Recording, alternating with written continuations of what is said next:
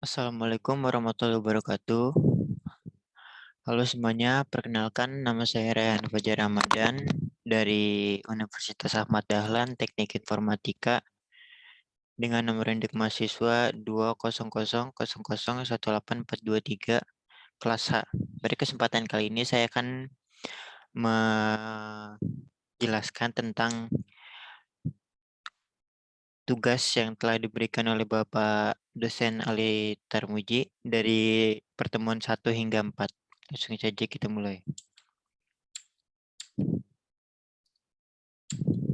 Yang pertama materi. Materi pertemuan 1 adalah sejarah dan perkembangan teknologi web. Yang kedua, pertemuan 2 arsitektur pemrograman web berbasis client server. Yang ketiga, client side programming 1 yaitu sintak dasar HTML dan formatting. Lalu selanjutnya ada client side programming 2 yaitu frame dan form. Yang pertama, atau tugas pertama, sejarah dan perkembangan teknologi web. Pada tugas 01A ini yang berjudul pendaftaran di WA Group PWeb 2021 berisi tentang tugasnya adalah bahwa kita harus memasuki WA Group yang telah disediakan oleh dosen. Yang pertama, silakan buka URL join yang telah diinfokan di kelas.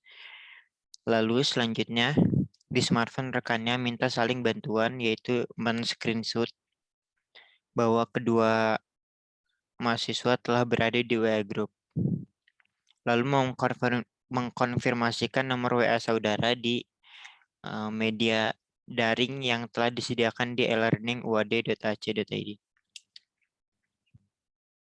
Ya, bisa terlihat di gambar tersebut. Nama saya berada paling bawah.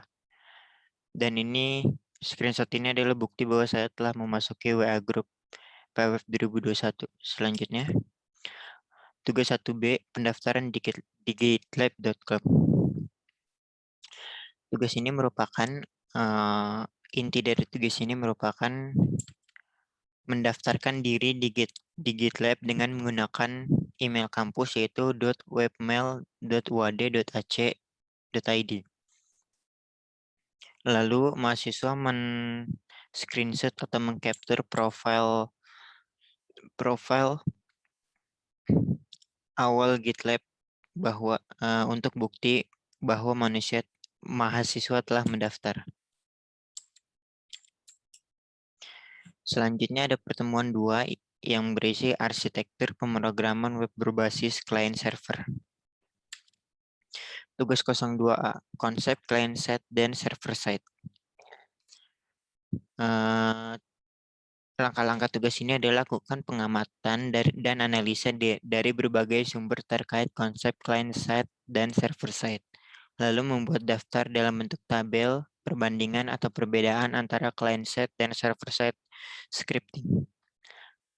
Dan item-item pembeda lainnya seperti pengertian, cara kerja, persyaratan, perangkat lunak, tools yang digunakan, dan lainnya.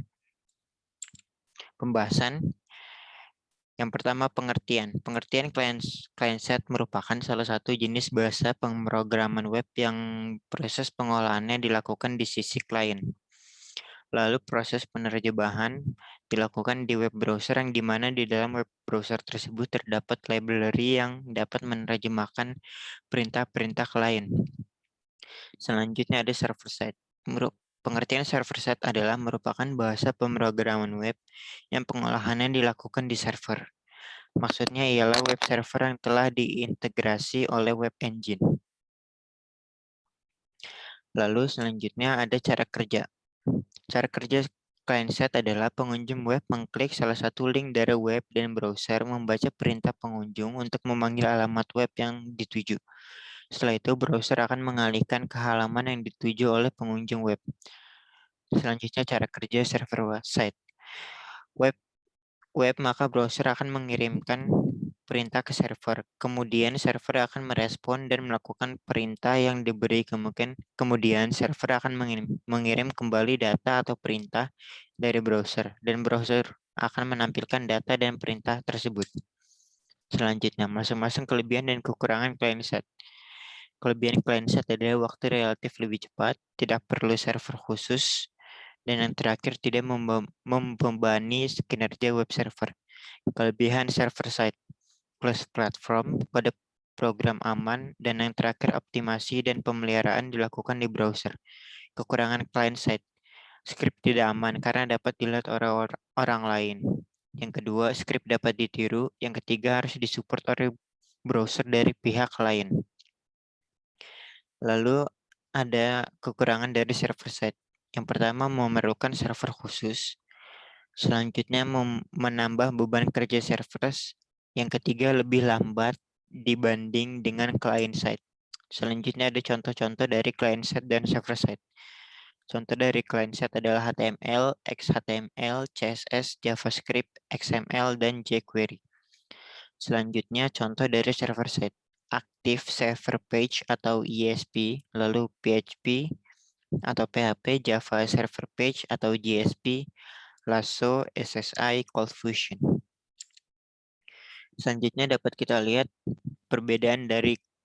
tabel perbedaan dari client side dan server side.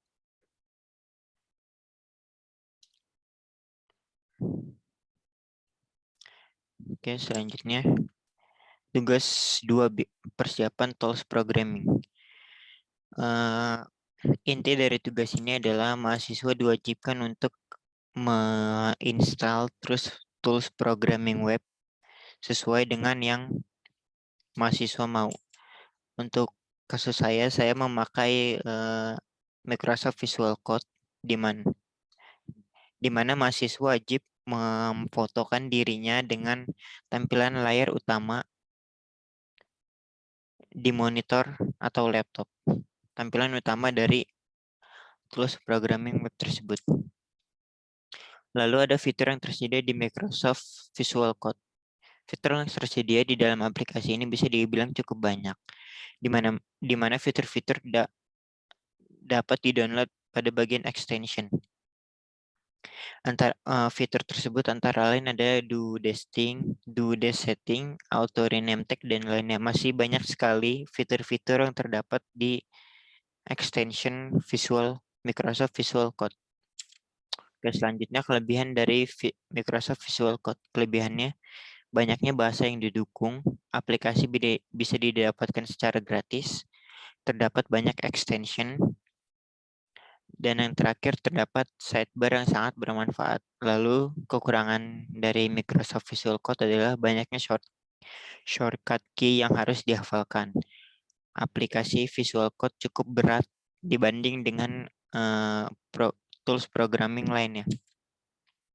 Lalu tugas 02C merupakan persiapan tools programming web server localhost. Pada tugas ini, mahasiswa diwajibkan untuk menginstal aplikasi web server localhost, di mana di kasus saya menginstal aplikasi XAMPP. Lalu mahasiswa wajib untuk memfotokan diri dengan tampilan utama dari web server localhost tersebut, dan di mana web server localhost tersebut terdapat di komputer atau laptop mahasiswa. Lalu ada kelebihan dan kekurangan. Kelebihannya yang pertama adalah gratis. Yang kedua, kemampuannya sudah bisa diandalkan. Mempunyai kapasitas yang cukup mempunyai sekitar 60.000 table dengan jumlah record mencapai 5 miliar, bahkan untuk yang terbaru sudah lebih. Lalu keamanan. Datanya cukup aman, dan yang terakhir cukup cepat. Kekurangannya tidak cocok untuk menangani data dengan jumlah yang besar, baik untuk menyimpan data maupun untuk memproses data. Selanjutnya, memiliki keterbatasan kemampuan kinerja pada server kita ketika data yang disimpan telah melebihi batas kemampuan daya tampung server, tidak menerapkan konsep teknologi close. Lalu tugas 02D adalah tools kolaborasi invite member. Pada tugas ini, mahasiswa diwajibkan untuk membuat proyek di GitLab dengan menginvite dosen, yaitu Bapak Ali Tarmuji, untuk menginvite Bapak dosen Tali Armuji sebagai developer agar Bapak bisa menilai tugas-tugas yang diupload ke GitLab.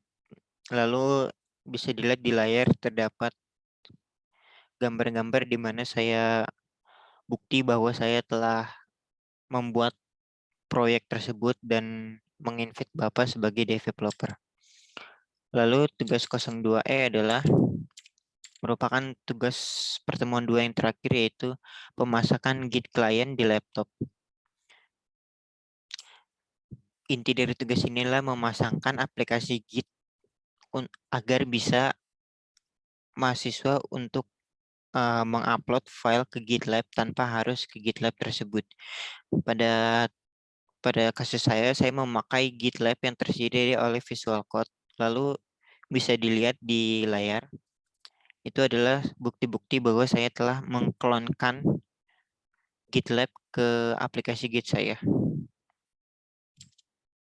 Lalu pertemuan 3, client side programming 1 atau sintak dasar HTML dan formatting.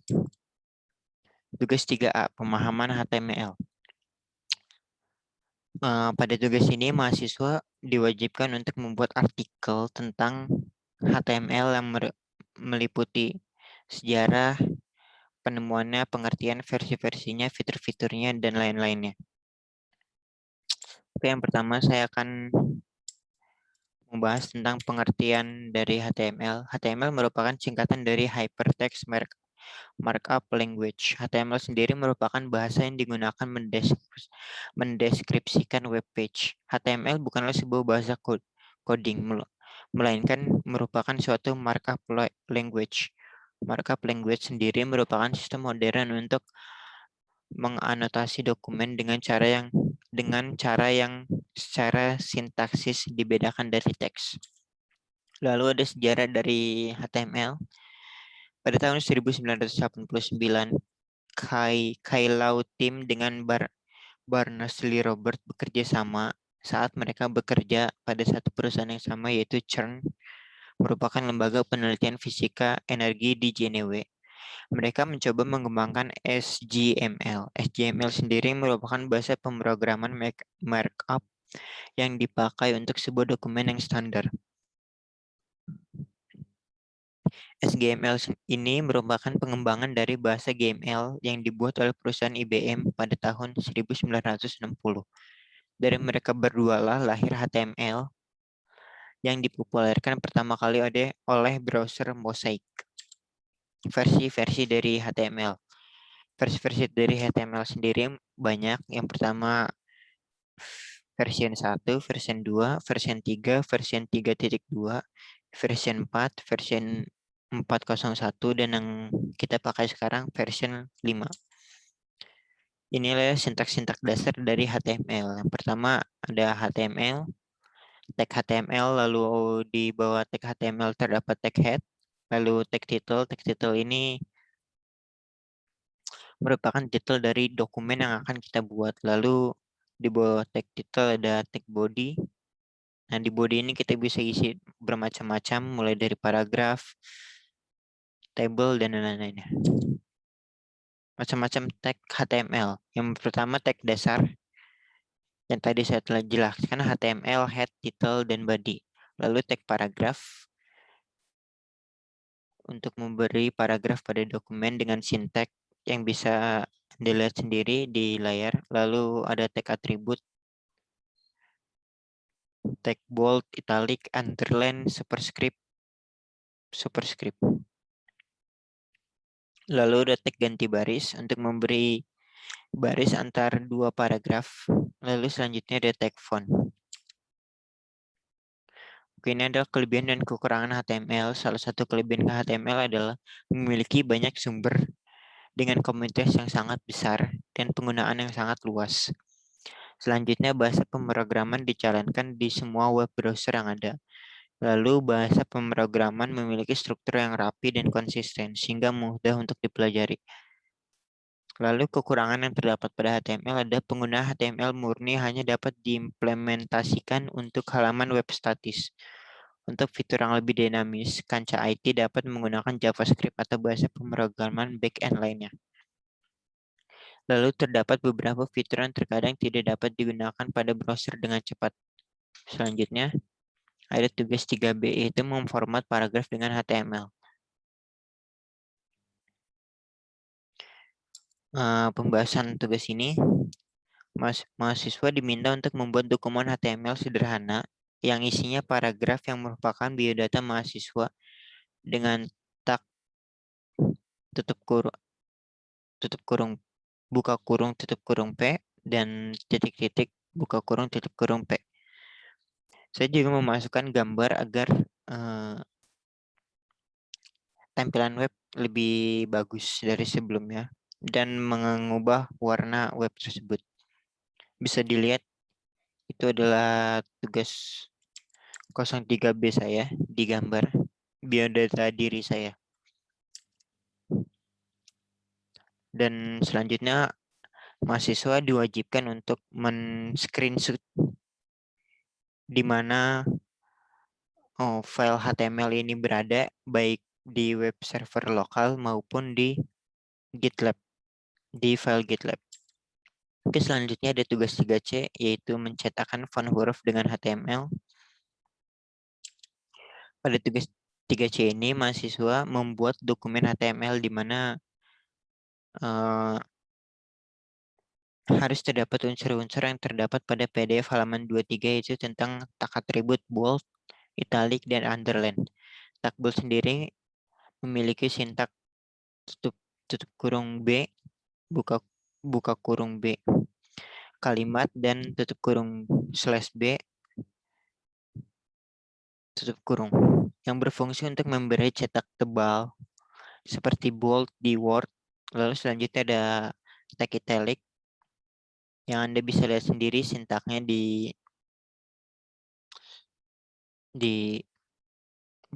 PowerPoint, yang berfungsi untuk memberi cetak miring pada kalimat. Lalu selanjutnya ada tag underline, yaitu untuk memberi garis cetak bawah pada tulisan. Sama seperti tugas sebelumnya, mahasiswa diwajibkan untuk men-screenshot letak file HTML ini baik web server lokal maupun di file GitLab. Lalu ada tugas 3D, yaitu teks pangkat atas dan bawah dengan HTML. Inti dari tugas ini adalah mahasiswa membuat dokumen HTML di mana di dokumen tersebut wajib memiliki tag pangkat atas dan pangkat bawah tersebut. Tag pangkat atas memiliki sintaks buka tutup kurung sub dan buka kurung, lalu kalimat, buka kurung slash sub dan tutup kurung, yang berfungsi sebagai agar kalimat bisa dicetakkan seperti pangkat matematika yang bisa Anda lihat contoh di A pangkat M dikali A pangkat N sama dengan A pangkat M tambah N. Lalu ada tag pangkat bawah dengan sintak sub kalimat yang berfungsi mencetak kalimat di bawah seperti rumus-rumus kimia yang bisa Anda lihat H2O, C2, CO2, dan O2. Sama seperti tugas sebelumnya, mahasiswa diwajibkan untuk men-screenshot di mana file HTML ini berada baik di web server localhost dan GitLab, file GitLab. Selanjutnya ada tugas 3E, yaitu tag ganti baris. Inti dari tugas ini adalah mahasiswa wajib untuk membuat dokumen HTML dengan menggunakan sintak ganti baris, yaitu tag ganti baris dengan sintak kalimat tutup kurung buka kurung BR slash yang berfungsi untuk memberi spasi seperti Anda bisa lihat di layar. Lalu sama seperti tugas sebelumnya, mahasiswa diwajibkan untuk men-screenshot alamat file pada web server lokal dan GitLab. Oke, selanjutnya ada tag font di HTML. Inti dari tugas ini adalah mahasiswa diwajibkan untuk membuat dokumen HTML yang dimana dokumen tersebut wajib pada 3 tag font face, yaitu 3 tag font, yaitu tag font face, tag font size, dan tag font color. Tag font face merupakan tag yang berfungsi untuk mengganti jenis huruf yang kalimat gunakan. Lalu ada tag font size yang berfungsi untuk mengganti ukuran huruf. Dan yang terakhir ada tag font color yang berfungsi untuk mengganti warna kalimat. Sama seperti tugas sebelumnya, mahasiswa diwajibkan memfoto alamat file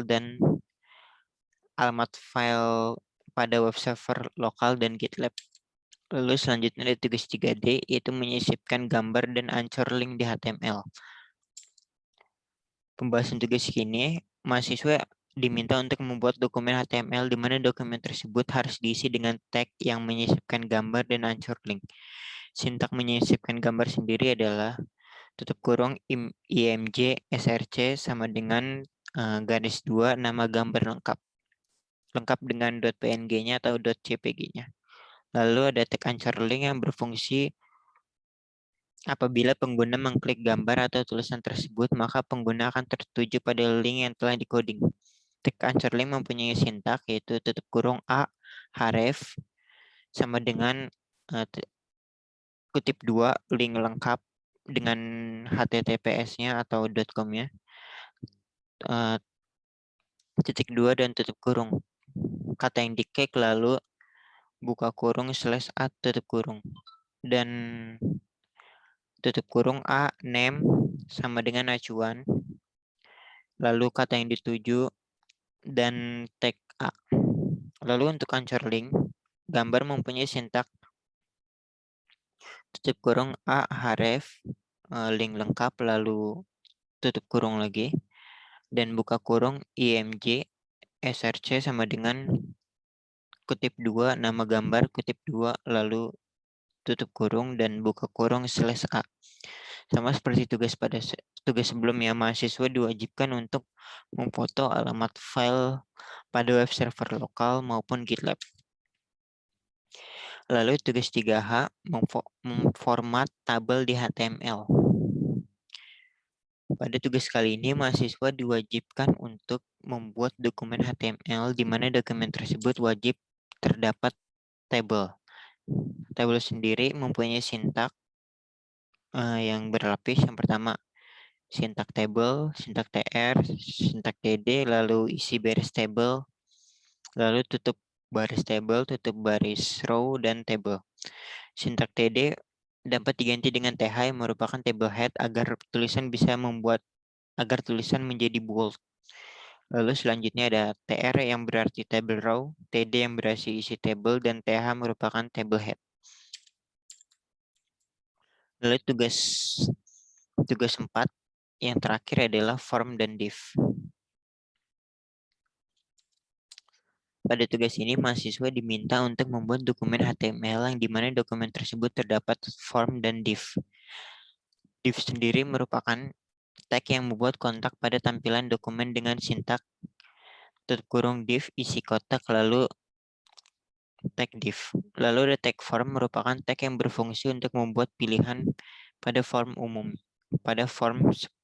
umumnya. Tag form sendiri mempunyai banyak macam seperti text, textbox, radio, submit, dan reset. Tag form mempunyai sintak buka kurung input name sama dengan tanda kutip 2 name, lalu size, tanda kutip 2 number, lalu types, yaitu macam-macam form yang ingin digunakan, lalu value sama dengan kutip 2 nama value, lalu kutip 2 check. Ini adalah contoh tugas saya yang bisa Anda lihat ada div dan formnya. Nama tersebut menggunakan type from text, lalu jenis kelamin mempunyai type form submit, lalu tanggal lahir merupakan form jenis date, lalu agama yang Anda bisa lihat di sini.